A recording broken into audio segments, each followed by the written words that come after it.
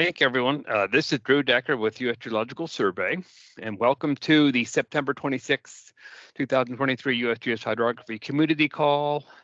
And we're going to get started in just a minute. Please note that we are recording this call already. It's being recorded right now. We're going to be using this video to send out to the membership after the call within a few days. So please be sure to mute your phones, turn off your camera if you'd like, if we're not presenting or asking a question, and we're going to get started in just a moment. I'll be assisting with today's call. Alex Jonasy with the NGP Topographic Data Services Group is also on the call today too. And we're going to go ahead and get started in just a minute. Before that, I wanted to see if there are any immediate announcements to make, perhaps by USGS Hydrography Program leads. If there's anything like that, we can cover that now. Otherwise, I think we can go into the call if we're ready. Dave, are you ready to start in a moment? Okay. Sure. All right, thank you. And I want to say that today's topic will be, as you can see on the screen here, 3DHP version 2023 data model database contents. Our presenter today is David Blodgett. Dave is a civil engineer with USGS Water Mission Area and is also an assignment to NGTOC's Topographic Applied Research Team. Great to have you here today, Dave. I'm going to stop sharing my screen and ready to go whenever you'd like. All right, everybody see my screen now? Yep, we see it. Fantastic. All right, so thank you for having me and sitting here watching. We've got 149 people on the call now, watching everybody come in. It's an honor to be able to have done what I did this year and have your all's attention to hear about it. So I'm going to be presenting the outcomes of the work that I helped with this past fiscal year. I presented to this group back in like January, the leading edge of a lot of what I'm going to talk about. And this is kind of you know, where we've come from, where we landed, where we're going a little bit, and hopefully you all find this useful. I've done my best to make it relatable. We're on the leading edge of enough work that it's easy to be speculative and it's easy to talk about things that we don't have a lot of grounding in the way we currently work with hydrography data. And we're doing everything we can to have the communication materials be relatable and useful for everybody in their current situation with hydrography data. So I'm Dave Blodgett. For those of you who don't know me, I'm a civil engineer from the U.S. Geological Survey's Integrated Modeling and Prediction Division in the Water Mission Area. I work in a geospatial intelligence branch, and I'm actually an EDGE employee, which is the companion to our research graded employee track. So I'm kind of a research engineer.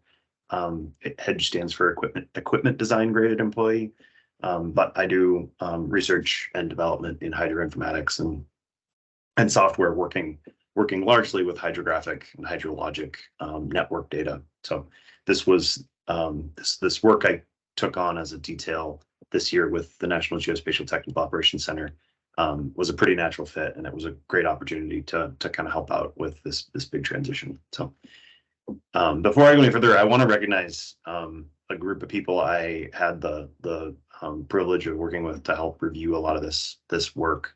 The watershed boundary data set team helped a lot with the review of these main stems that I'm going to talk about. And some other folks from the Water Mission Area. I absolutely could. It's a long list of people. I'm not going to go through specific names, but I just want to say this work is a team effort, and the folks that helped get us to where we are were critical in getting here, and it's people from all over the survey and partner agencies, and it's been a real pleasure to have the opportunity to help combine so many different people's work. So. So with that, I'm going to talk about kind of where we are now and some next steps at the end. And I just want to be clear, there are a fair number of things in what I'm going to talk about that I already know are going to change in the future, or are going to have additions made to them. So this is V2023.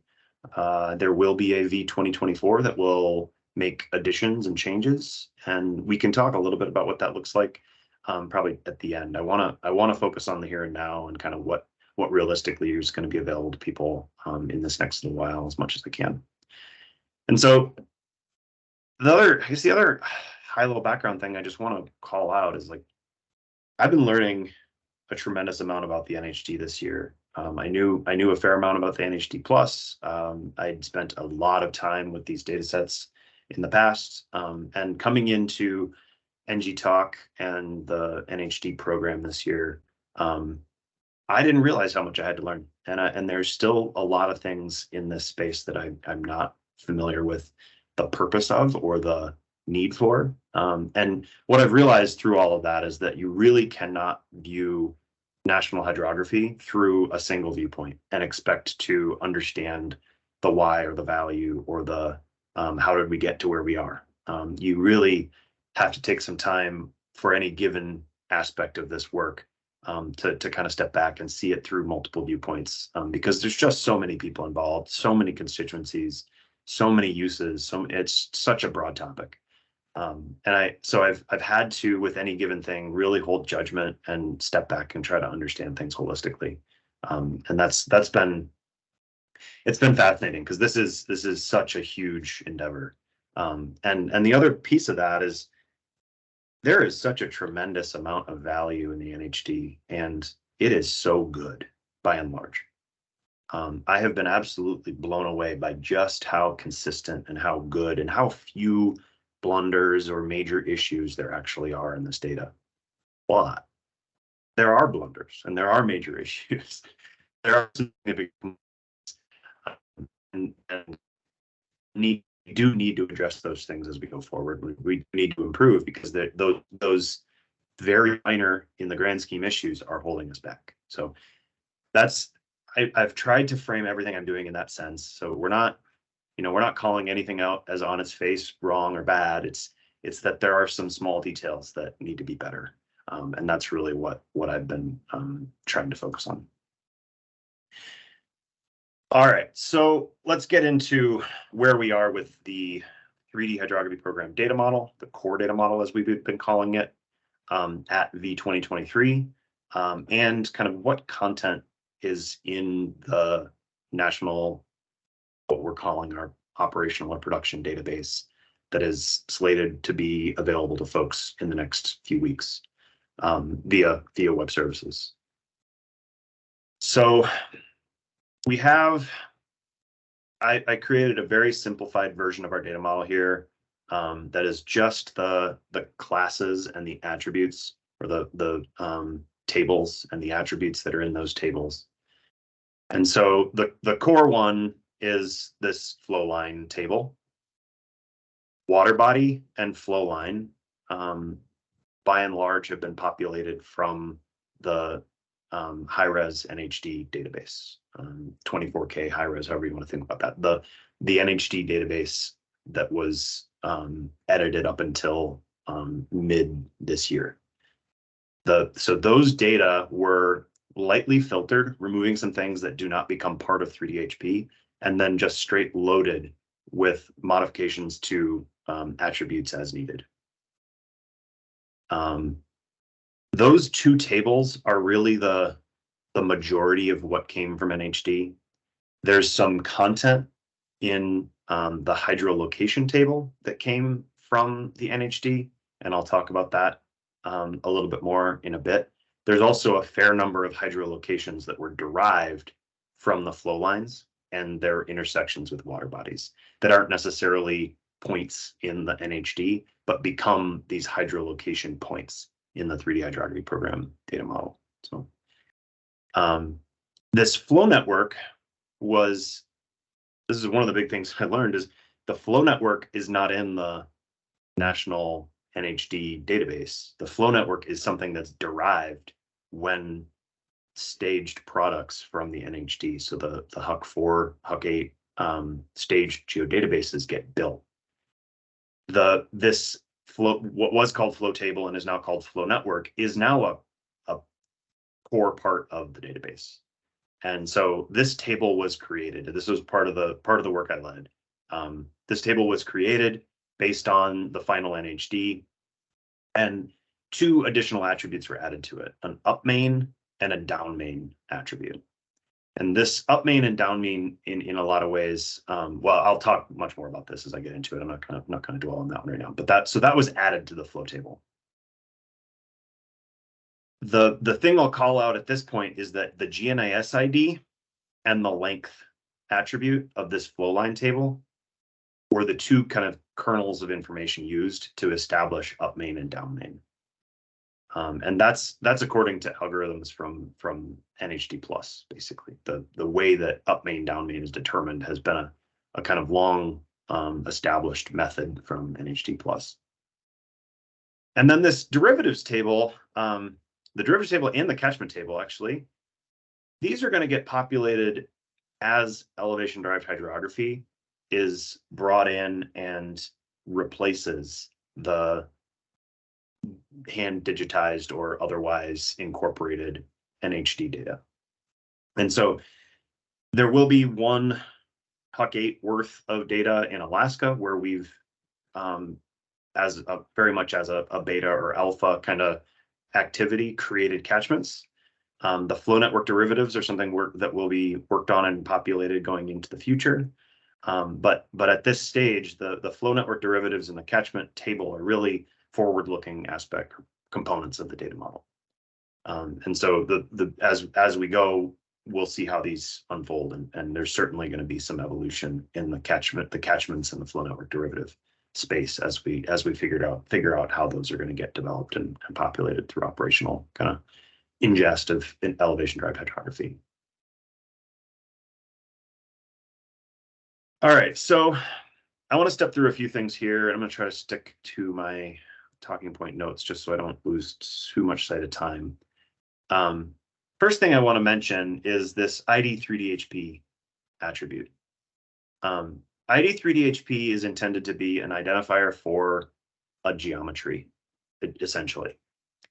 And the actual ID scheme is we're using a base. Actually, we're using a base 36 integer. And what that means is the characters that you'll see in this ID3DHP field are A through Z and 0 through 9. So 36 characters allows us to pack a very large number into a very small number of actual characters. So this ID3DHP, typically you'll see is a 7-character string that will identify a given row in one of these tables, in the flow line, water body, or catchment table. And the ID3DHP will be unique to the 3DHP data system, and we will never reuse them. So it's going to be rooted in a big integer, a 64-bit integer, and then written down as a base 36 character string that represents that 64-bit very large integer. So the range of values, the range of actual values of this ID3DHP are in the billions and trillions. They're very large integers, but represented in a much more compact form. And they're a geometry ID. Every time the geometry is replaced, that ID3DHP will update. So linking to these is all well and good within a single instance of the geodatabase or a single database instance. But linking to these from outside is not a practice that should be really almost ever followed. If there's an application that ingests this data and builds these relationships as part of a broader application, sure, you're going to need to link to individual geometries. But as far as external links to the 3DHP data is concerned, this ID3DHP is intended to be an internal identifier, the same as permanent identifier now in the NHD. So now that's a core kind of concept, and all these tables have the tables that have a geometry are going to have an ID3DHP, and that's that basically just naive internal identifier for general database connections. Then we have the main stem ID. And main stem ID you see on most of these tables. And that's intended to support longer term external linking to the 3DHP data, right? And it's important to think about main stem ID as like a name for a feature, but it's an identifier akin to like an ORCID, an ORCID for a person, right? This is an identifier that's intended to identify an actual river in the real world, not the specific geometry we use to represent it. And that's a little bit unfamiliar to some folks, but there are examples of that, like ORCIDs, that we use in practice. There's plenty of other examples of identifiers that stand in for a real world thing that we use regularly. And as we go, I think this concept of having an ID that's basically the ID for the real world feature that we link information to. We link representations of it to that ID. It's going to become more familiar over time. And it's because it's a kind of a practice that we use casually in many cases, and we've just kind of grown used to it. So this main stem ID, the other piece that I want to kind of call out is it's not, given that it's not an identifier for a geometry. What it actually is standing in for is this idea that, and this image I have in inset here is meant to help kind of illustrate this point. It's this main stem ID is a representation. It's an identifier for a path, and the path that it's identifying is conceptually where the headwater of this path starts to where it ends, which is its outlet, where it flows into the next bigger water body. And given that, different representations of the main stem, especially at their headwater, can and will diverge. And so as you go upstream, so what we have in this graphic is RF1, I believe in red, the 100K NHD, I think in dark blue. I forget exactly what these are, but these are basically, there's like 3 or 4 different hydrographic networks here that all downstream of this point represent the same main stem path. But upstream of this point, they have different representations of what this headwater looks like. And so we need to be careful with main stems when we get to their uppermost extent, basically, and recognize that there's going to be diversity depending on the resolution of first order river representation. And that's a fact of hydrography, basically, that there's different ways of representing where water starts flowing or where it doesn't. And in different systems, you're going to end up with a different branch represented. And that's just the way it is. So not all of these are going to completely agree on where the 0 order turns into a first order flow path, right? And that's fine. We just need to be careful when we get to the upper extents of these in making too many assumptions. So the next thing to call out is this. I guess I want to talk a little bit about the flow network up main, down main, and how it was derived from the ID and the length attributes. So length, if you accumulate length downstream in the same way you would accumulate drainage area downstream, you get an attribute that's kind of commonly been referred to as the arbolate sum. And that in NHD plus over the years was used as the way to discriminate what is the primary upstream or the most dominant upstream path. A larger arbolate sum is thought to be more dominant because there's more drainage network upstream of that on that path. Or GNIS ID, the named path. If there's a named path, it's thought to be more dominant. And if you have the same named path, it's thought to be more dominant.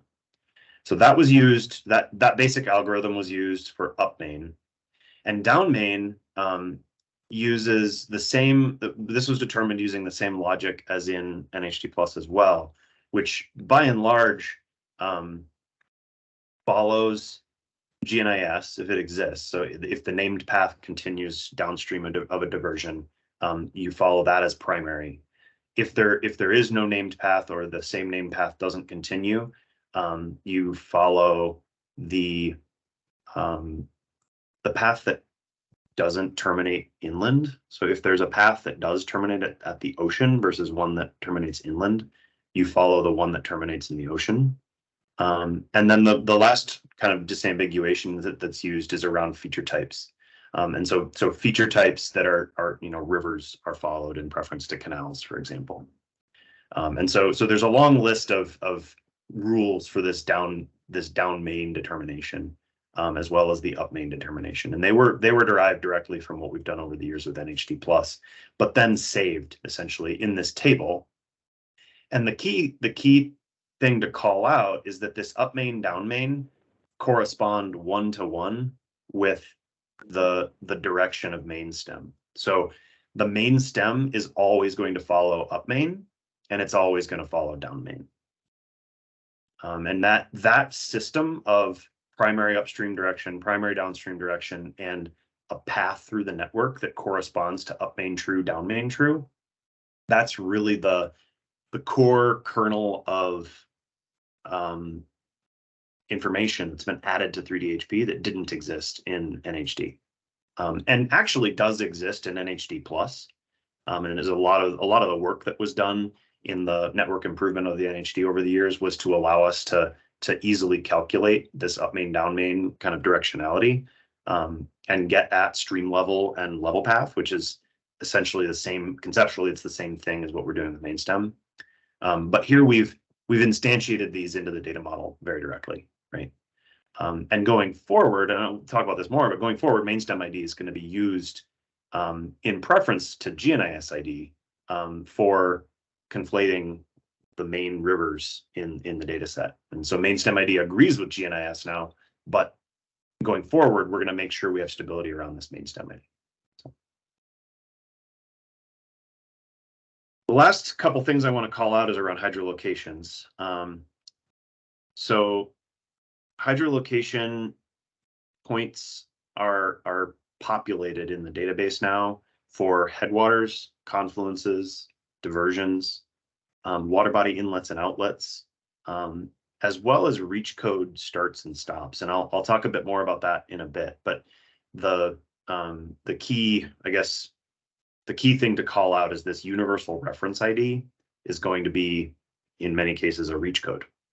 So we have the reach code start, reach code stop points that have a universal reference ID with the reach code value. And that'll be the way that we figure out what main stem a given reach is on. We go to the start and stop points and get the main stem ID or IDs that reach was associated with. And that'll give us a tool to crosswalk between all these data sets. And I guess the one thing I skipped over, water bodies and main stems is a thing that it's going to be a little bit of time before we have this all figured out really concretely. But essentially, the main stem ID of a water body is the most dominant main stem that flows out of that water body. So this is really for a double line stream that has a polygon that overlays its water body connector. The main stem ID would be the main stem ID of the major river that flows through it. But the water body ID 3DHP of, say, little tributaries that are in that major water body, that major river's polygon, they would point to that water body, but the main stem ID of that water body would be the main stem of the main river that flows through it. So that's just a kind of side note to make sure I don't lose sight of that. All right, so I'm going to try and move a little more quickly now. So those slides, I wanted to go through a number of the concepts and kind of talk through the data model in detail. The rest of this, I'm going to move a little bit more quickly. And this is where we're getting into the main stems and this new scheme for linear referencing, really. This is like, so reach code measure is phasing out, and main stem indexing is coming in. And so I want to talk a little bit about kind of where we've landed with this. But first, I want to frame this. And so think of main stem and drainage basin as, and the kind of careful about these words, it's a self-similar tree that will help us cross scale and historically, and help us cross scale in a whole bunch of ways. Historically, we haven't really recognized, there's some places that we have the WBD, multiple Huck levels system has it to some extent, but in the actual network in NHD, we've had very little cross scale capable kind of attributes and data model concepts. And main stems are attempting, or are very explicitly actually bringing in this cross scale system, right? What it requires we do, though, is to track primary upstream and primary downstream very carefully. And the reason for that is you have to be able to start at the same headwater and get to the same outlet between versions of the data set. And to get to the same outlet, you have to follow the same primary downstream. And in the reverse, you have to be able to start at every outlet, go upstream, and get to the same headwater that you got to in the previous version of the data set. So having stability over that primary upstream, primary downstream directionality of the network is kind of fundamental, right? And note that that primary up, primary down was really baked in and was probably, other than building catchments, that was the most valuable thing in NHD Plus. The fact that we had a divergence attribute that gave us primary downstream, and the fact that we had, up hydro sequence or stream level or level path, those were all attributes that built from the primary upstream direction of the network, right? And they're hugely powerful for all kinds of things. So I say that this self-similar tree helps us cross scale in a number of ways. And one of the ways is it helps us to get at this idea that we expect big stuff that exists in multiple data sets to be more stable in some ways than the smaller stuff that might exist or be represented in less data sets, right? It's like so this graphic I have, it's just flashing in really big rivers, right? We expect these rivers to be represented in every version of our hydrography. And I'll go into some slides in a minute and talk more about some of the finer scale, smaller rivers. Once you get into very small rivers, some data sets, some models, some work, whatever, won't necessarily have that feature. And you don't necessarily expect those smaller features to be represented as consistently or as concretely and with such durability as you do for the big rivers. So this self-similar cross-scale thing allows us to treat the big stuff very carefully and then nest the smaller stuff that we might want to treat a little differently into the same system, a self-similar system, but have those lower levels treated with different levels of governance or different quality of data or whatever it is, right? There's all kinds of ways that we would want to treat smaller features in different ways, but still have them exist in the context of the bigger features. And so with that, I guess I want to start introducing this idea of reference main stems, which are going to be identified at URLs like this, geoconnects.us/reference/main stems, and then a number. And then something we're still working on the terminology for, but we've been calling USGS main stems for now. Minor might be a better word, but there's ongoing discussion of what that ends up being. The reason USGS main stems works for now is they'll be at a URL. The identifiers will be geoconnects.us/USGS/main stem. And any given USGS main stem will be eligible to be promoted into the reference set. At which point we would say this USGS main stem ID has been superseded by a reference ID and just have an explicit relationship. This ID is the same thing as that reference ID. And that'll be something we ask for folks from the community to help with over the years, right? Identifying these major main stems or local main stems that should be identified as reference and preserved in terms of a durable identifier for people to link information to. So that's a piece of kind of community governance that we're going to need to work through as we get into 3DHP more deeply. So coming into this, 3DHP needed a linear referencing system that was stable, more stable than reach codes, and flexible, more flexible than reach codes. And this idea of backward compatibility or the ability to have durable references that work with old data was really key, right? And so going into this work we were doing this year, the goal was let's try to establish a super solid national backbone of rivers. Let's conflate those between the medium res NHD that we've got so much data linked to, and let's try to establish an initial 3DHP hydro network based on the concepts that have been around for a long time now with NHD Plus.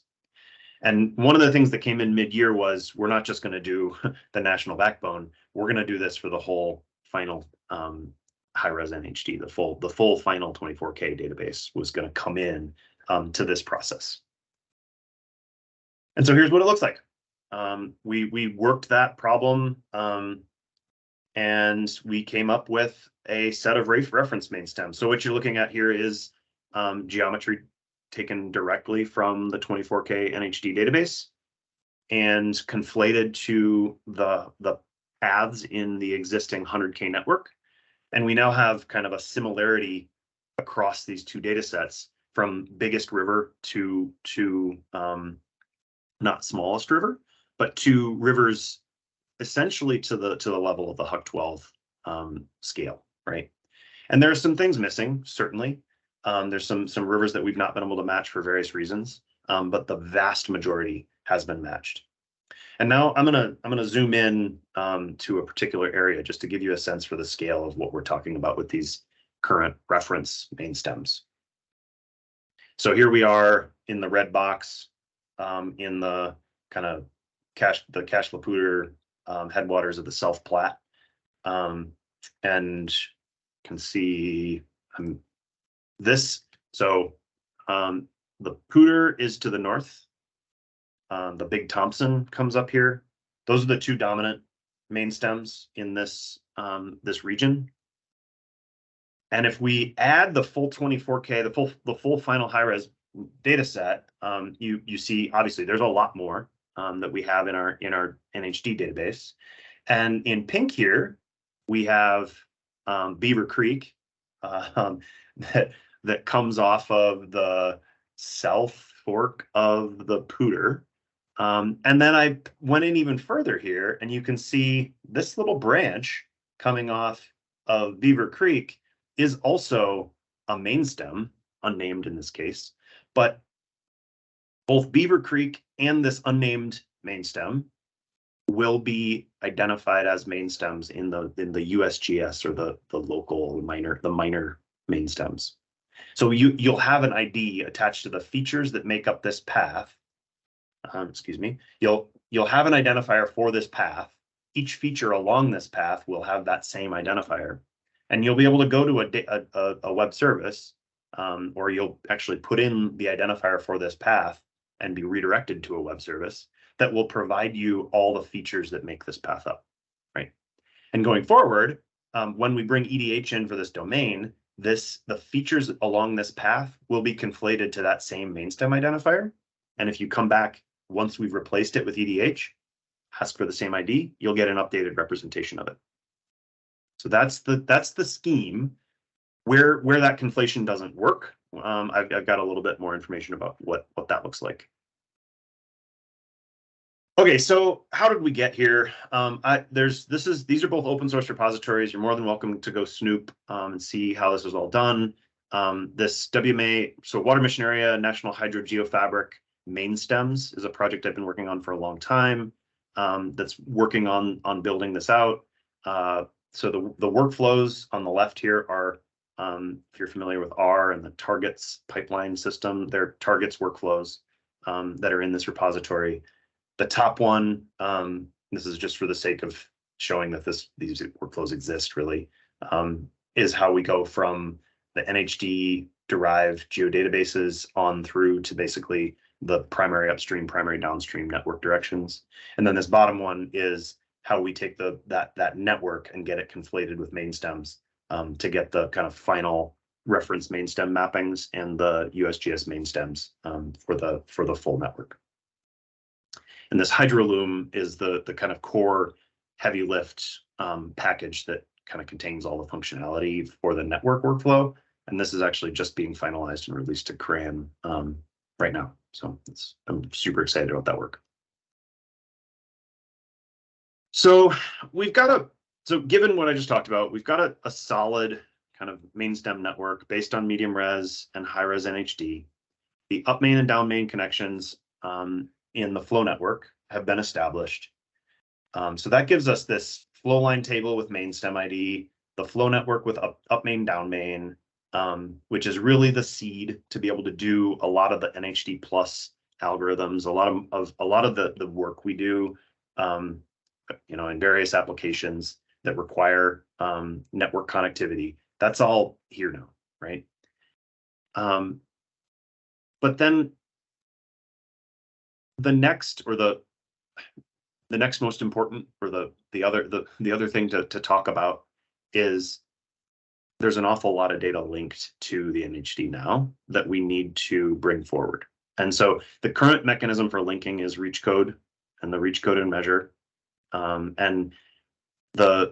I mentioned this already once, and I just kind of want to reiterate that we've taken the reach code start and reach code end from the features in the NHD and converted the nodes at the top of the reach code and the bottom of the reach code, the geometry nodes. We've converted those into hydrolocation points of type reach code start and reach code end. Their universal reference ID will be a reach code from the final NHD. And the main stem ID will link back to the flow line or the collection of flow lines that make up the path that they're on, right? And so this will all, going into next year, this will all be supported in the HydroAdd tool, or you'll be able to work through this kind of mapping on your own through web services. Given a reach code, look up the hydrolocation, get the main stem ID, get the collection of flow lines that reach code is along, and then essentially do a snap along that path, right? It's not necessarily as detailed as what maybe was possible with reach code and measure, but it's much more durable, much more sustainable, and it gives us kind of a starting point to go forward with something that's going to be kind of much more scalable at the end of the day. So let's come back to this reference main stems. I want to give everybody a sense for kind of what you can expect. Like what is this? Get a feel for the data and what it is, right? So these reference main stems were intentionally selected to resolve basically the 12-digit HUC scale, right?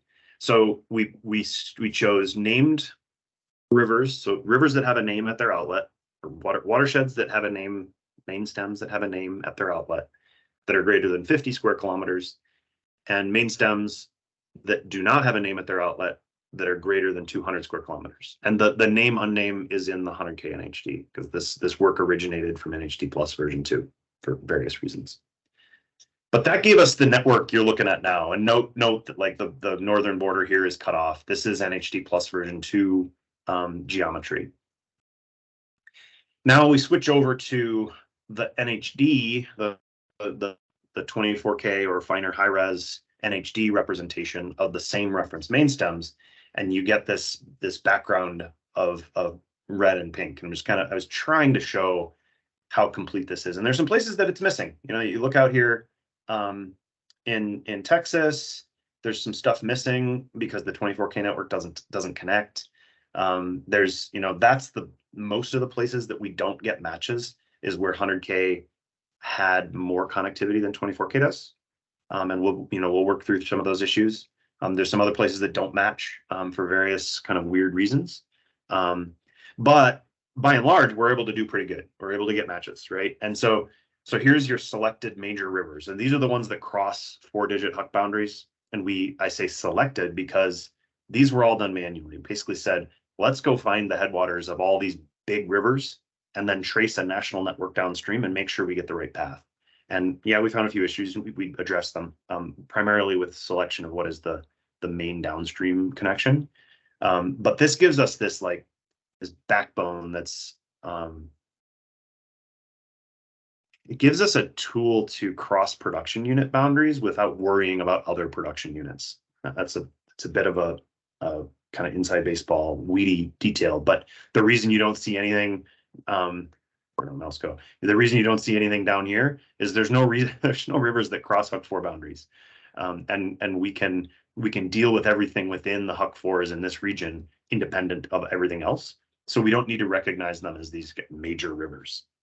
So don't read into major rivers too much, other than these are the things that cross regional boundaries and have to be treated kind of separate from everything else. Then we have this full set of matched paths, right? And by and large, we've been able to match everything greater than 200 kilometers long. Practically speaking, everything greater than 100 kilometers long will be matched, or we will establish that 24K is just better, or 24K is just missing connections, so we can't match, right? There's going to be a bit of a diversity there, but in the numbers, the vast majority of big rivers, things over 200 kilometers long, are matched, and the majority of smaller stuff is too. But the smaller stuff is where most of the errors lie, essentially, or most of the, I shouldn't say errors, most of the kind of anomalous network behavior lies.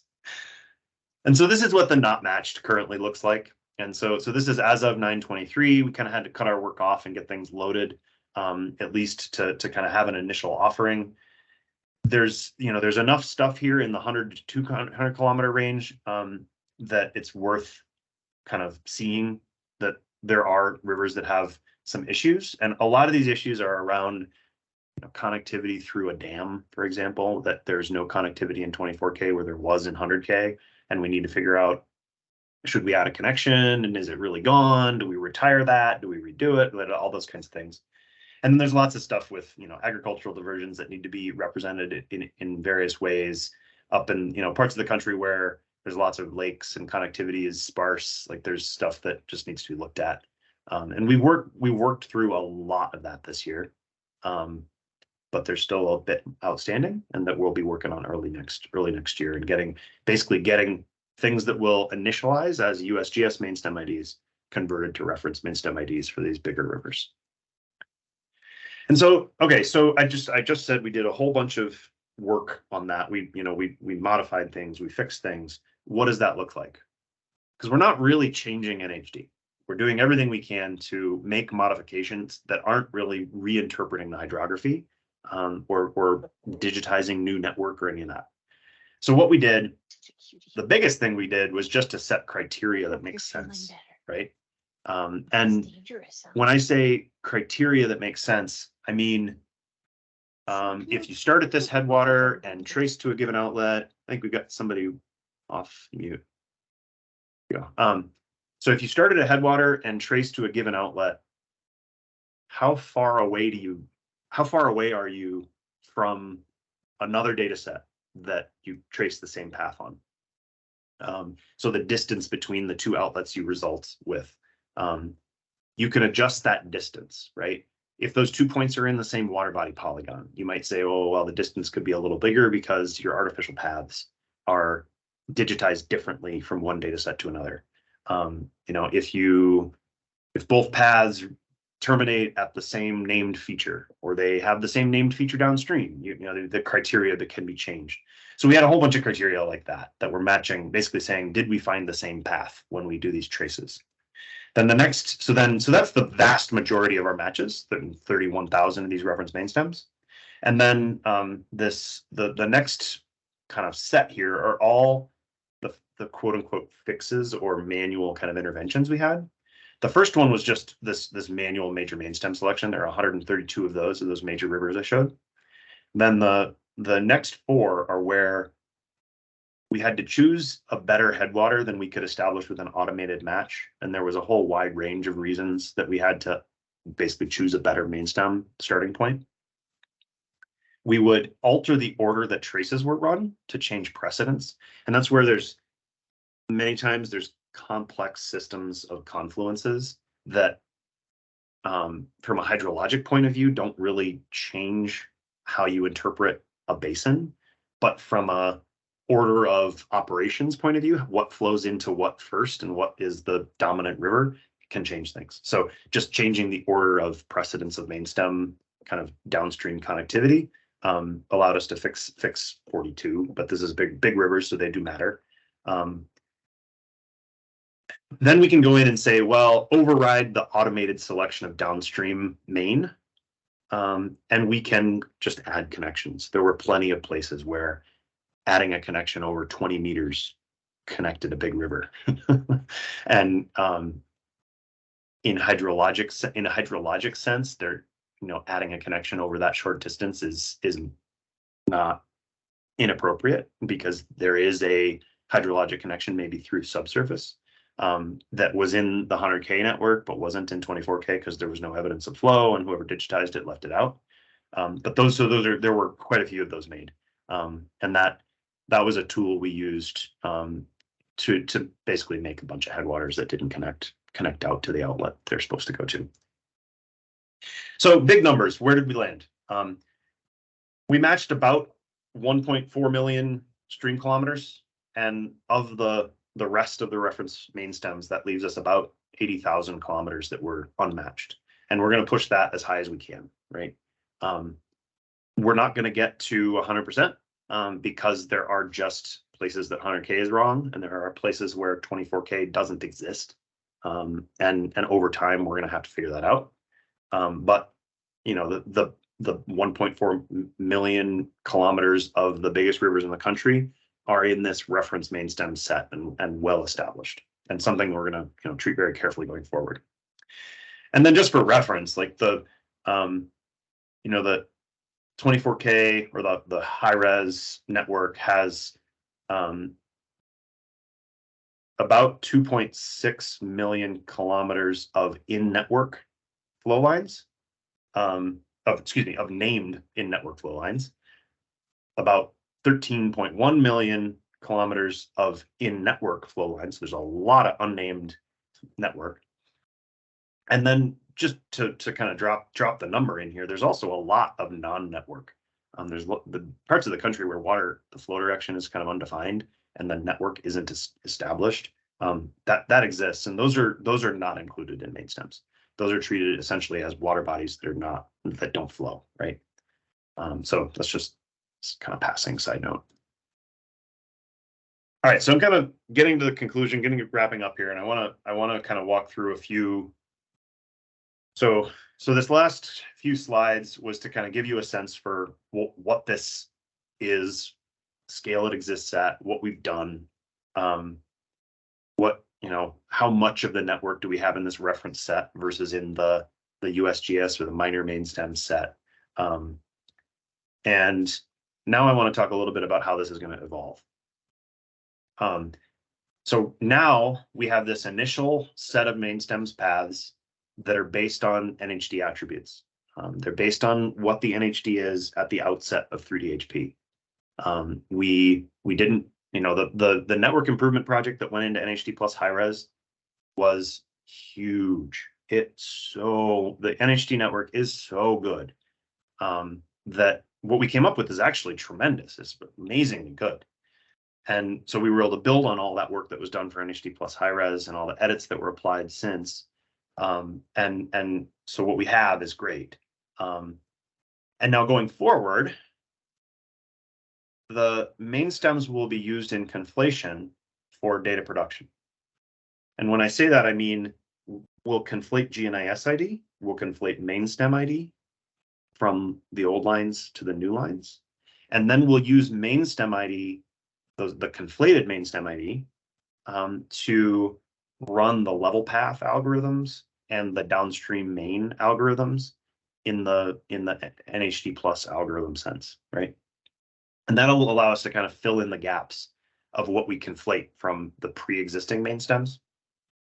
And then this gets into a little bit gory detail that we don't really have time to probably talk about super clearly, but the idea here is that when the assigned or conflated main stem ID of a feature differs from what we find through this level path algorithm in data production and creating the network derivatives, that basically that will be tracked through automation. Say this feature came in and got this main stem conflated, and it got assigned at the end of the process this other number or this other value. That means that we need to track that the pre-existing main stem ID has been superseded by, at least on some features, the new main stem ID. And that'll be tracked with automation, no human intervention. So the situation that we ended up in with reach code, the reach code cross-reference, reach code maintenance, where some humans in the loop caused a few issues, and then it wasn't clear what was solid and what was not solid to depend on. That situation is going to be avoided at all cost, right? And I guess the last point here is there will be a situation where a given main stem will be superseded.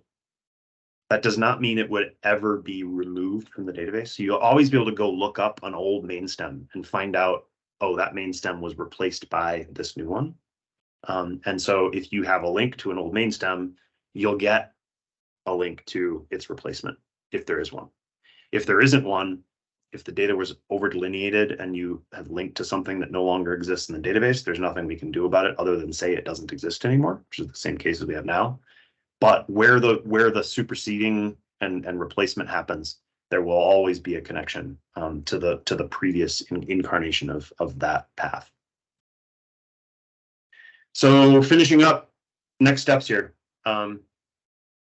We are currently finishing up loading the outcomes of this v2023, or all the work that I just walked through.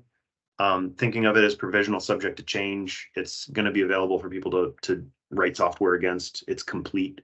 It, in 99.9% of cases, is probably the same as it's always going to be.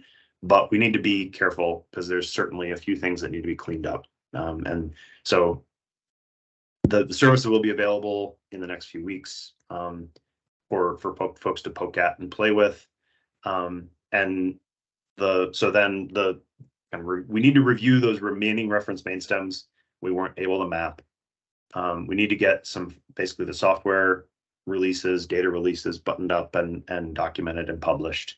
And then we're going to reload essentially with some finalized kind of all of our quality assurance, all of our validation taken care of sometime in Q1 fiscal 24. Obviously, there's a little bit of uncertainty about situation with working in Q1 fiscal 24, and we don't exactly have a clear picture of how long these things are going to take. But by the middle of fiscal 24, we should have a final, not subject to change set of main stem IDs in this national data service. And then the last piece of work that I'm thinking about in this current kind of major cycle is to take those reference rivers that are currently defined on the 100K NHD and replace most, if not all of them, in terms of the geometric representation and the underlying kind of official representation of them, to replace that with 3DHP geometry. So we're no longer using 100K NHD as our reference layer, but we're now using 3DHP main stems as the reference, kind of the most up-to-date, best available representation. And that's most meaningful in places that overlap Canada, where we don't have a complete representation in 24K, in 100K. But it's important that we kind of push there, because that's the intention with all this, is that the 3DHP is the representation of the reference main stems for the big rivers, and over time we seek to harden that and improve it. So thank you so much, Dave.